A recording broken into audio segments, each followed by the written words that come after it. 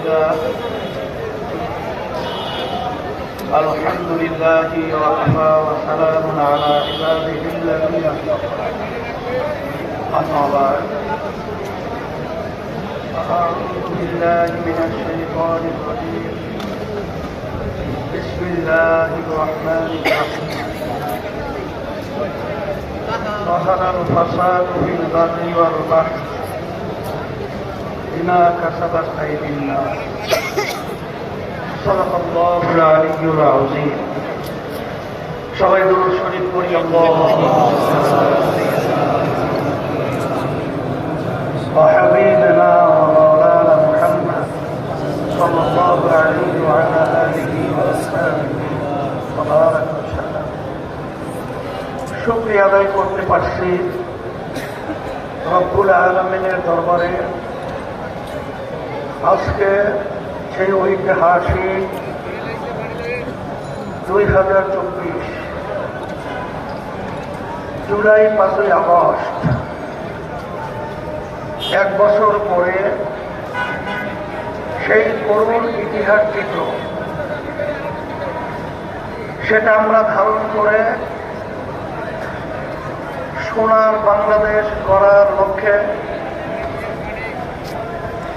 মানুষের ন্যায্য অধিকার ফিরিয়ে দেওয়ার চেষ্টায়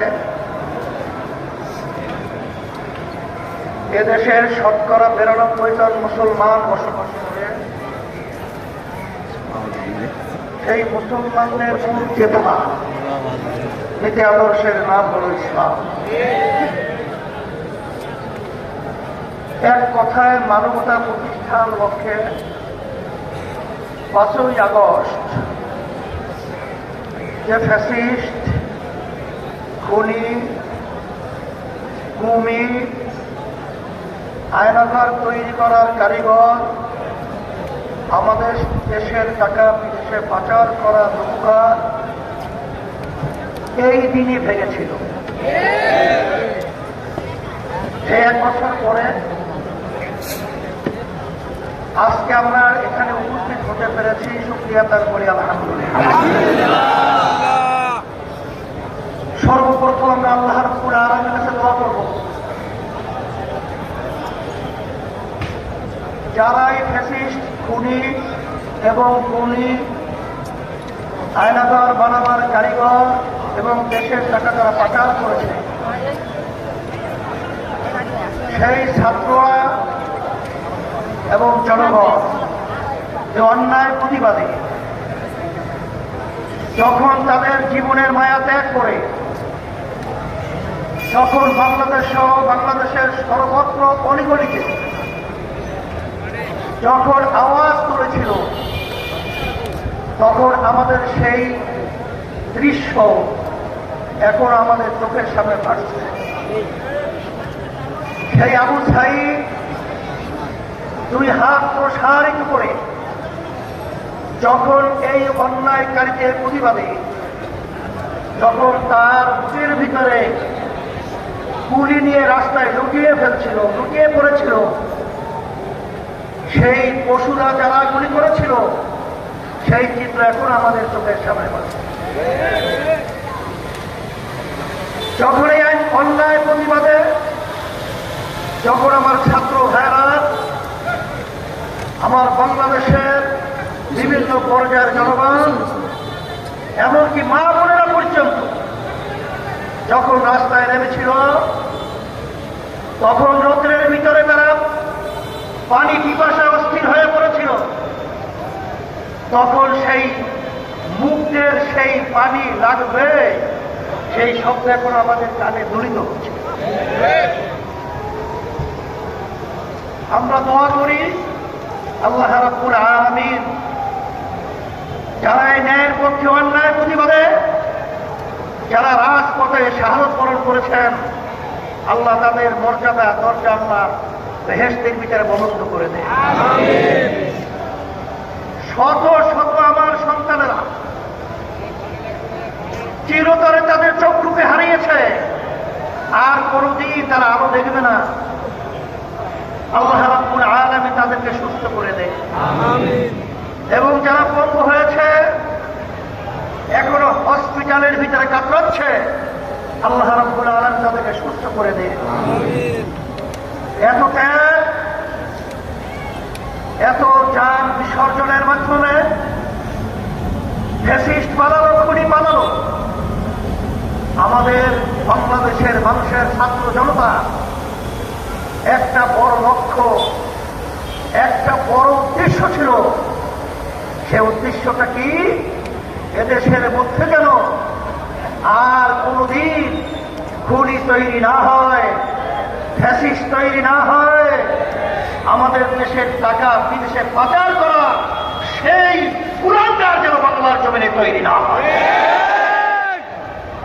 কিন্তু আমরা ভারাক্রান্ত হৃদয়ে বলতে হয়, এখনো সেই মায়ের কান্না, বুক ফাটা চিৎকার, সেই শব্দগুলো এখনো আমাদের কানের ভিতরে ভাসছে। মা চিৎকার মেরে বলছিল, আজকে কয়েকদিন পর্যন্ত আমার সন্তান আমাকে মা বলে ডাক দেয় না। আমি ধিক্কার জানাই, আমি ঘৃণা করি সেই রুমীদেরকে যারা এই সব ইতিহাস ভুলে, যারা ক্ষমতায় যাওয়ার জন্য, আজকে দেশকে শান্তি করার জন্য যারা চাঁদাবাজে লিপ্ত হয়েছে, চাঁদাবাজে লিপ্ত হয়েছে, টাকা দখলে লিপ্ত হয়েছে, ওদেরকে আমরা ধিক্কার জানাই, ঘৃণা জানাই। বাংলার জমিন থেকে এই চাঁদাবাজদেরকে উৎখাত করতেই হবে।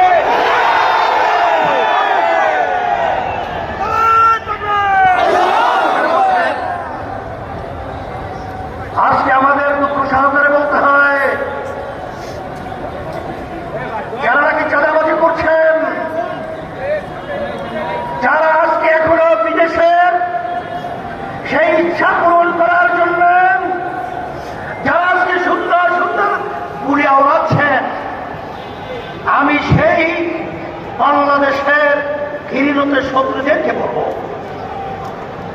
সেই জুলাই, সেই 5ই আগস্ট আবার আজকে আমরা স্মরণ করছি। হাজার হাজার মায়ের কোল খালি হয়েছে,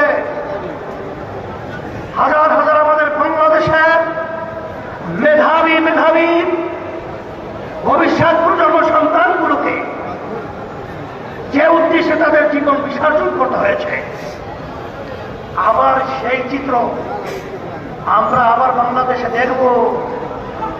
এটা কখনোই সহ্য করা যায় না, এটা কখনোই মেনে নেওয়া যায় না। এই বাংলাদেশকে আমরা নতুনভাবে সাজাবার জন্য আমি আপনাদের একটা আহ্বান জানাবো। আমাদের সেই চেতনাকে আমাদের বুকের ভিতরে ধারণ করে আমরা যেই উদ্দেশ্যে ফ্যাসিস্টকে দাঁড়িয়েছি, খুনিকে দাঁড়িয়েছি, এখনো ক্ষমতা প্রেমিকরা সেই দোষে কিন্তু এখনো তারা নিমজ্জিত হয়েছে। আমি তাদেরকে বলবো, আমাদের যুদ্ধ শেষ হয় নাই, আমরা এখনো রাজপথ ছাড়ি নাই। তোমরা বাংলাদেশকে মগের মূল্য পেয়েছো নাকি? আমরা তোমাদের কাছে দেশকে ইজারা দিয়েছি। আমি এই দেশের সন্তান, আমরা এই দেশে জন্মগ্রহণ করেছি, এই দেশ আমার, এই দেশ সুন্দর করার দায়িত্ব আমাদের।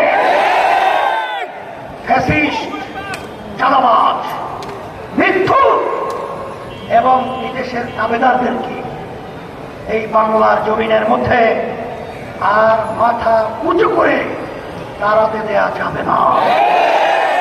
এর জন্য আমি বলবো, এই উদ্দেশ্যে আশা ঘাটা নিয়ে আমাদের দেশের এতগুলো সন্তান জীবন দিয়েছিল, পঙ্গু হয়েছে, এখনো চক্ষু হারিয়ে তারা দিন রাত্র অসহায় অবস্থায় যারা আজকে পার করছে।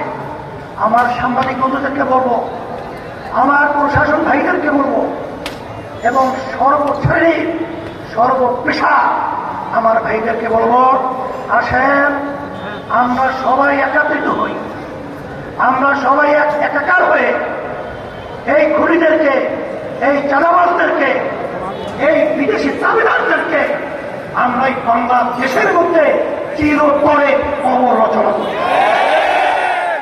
সেই হিসাবে আমি সকল কথা আহ্বান জানাচ্ছি, 5ই আগস্টের পরে আজকে বাংলাদেশ নতুন করা একটা ক্ষেত্র তৈরি হয়েছে। এই সুন্দর ক্ষেত্রকে যেন আমরা নষ্ট না করি, এইভাবে আমাদের সজাগ থাকতে হবে।